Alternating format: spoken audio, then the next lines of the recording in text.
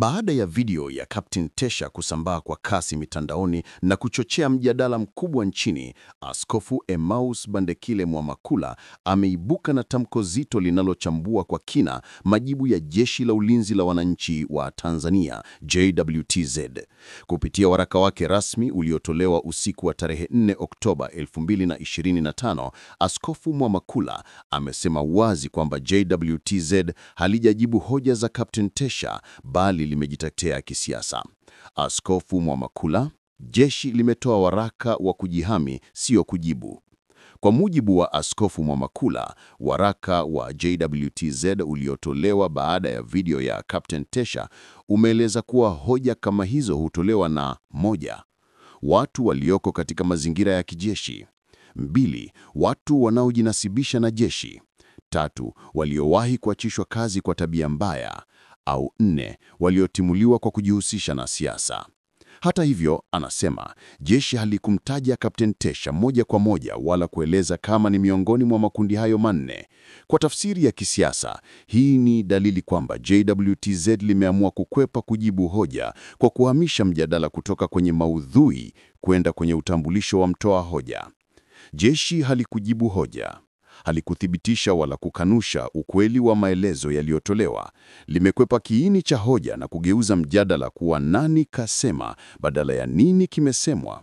Captain Tesha amegeuka phenomenon ya kijamii na kisiasa iliyozuka kwa ghafla na kuamsha hamasa mpya kwa wananchi kuhusu nafasi ya jeshi katika masuala ya taifa. Kwa mtazamo wake, waraka wa JWTZ umeishia kuimarisha umaarufu wa Captain Tesha badala ya kuuondoa. Kwa maneno ya mawasiliano ya umma, JWTZ limepoteza udhibiti wa simulizi. Badala ya kuzima moto, limeutia mafuta.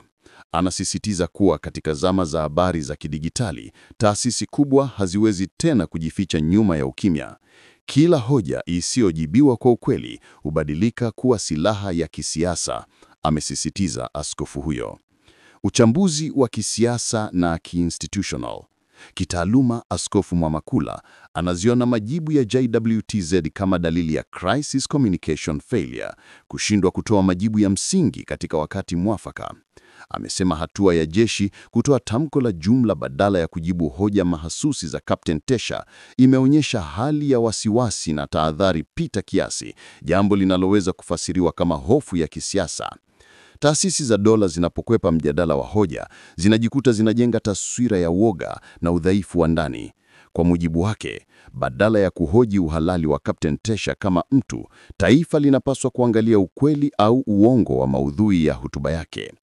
Mwito kwa Watanzania. Askofu Mwamakula ametoa mwito kwa Watanzania kutafakari hoja za Captain Tesha kwa utulivu na busara badala ya kuzigeuza vita vya maneno mitandaoni. Amesema ni muhimu kwa wananchi kujifunza kutenganisha hoja na propaganda, mtu na ujumbe. Kwa maneno ya Rais mstaafu Jakaya Mrisho Kikwete, hoja haipigwi rungu, tujadili hoja, tusibishane majina. Kwa mtazamo wa kisiasa, kauli ya JWTZ imeongeza moto badala ya kuuzima.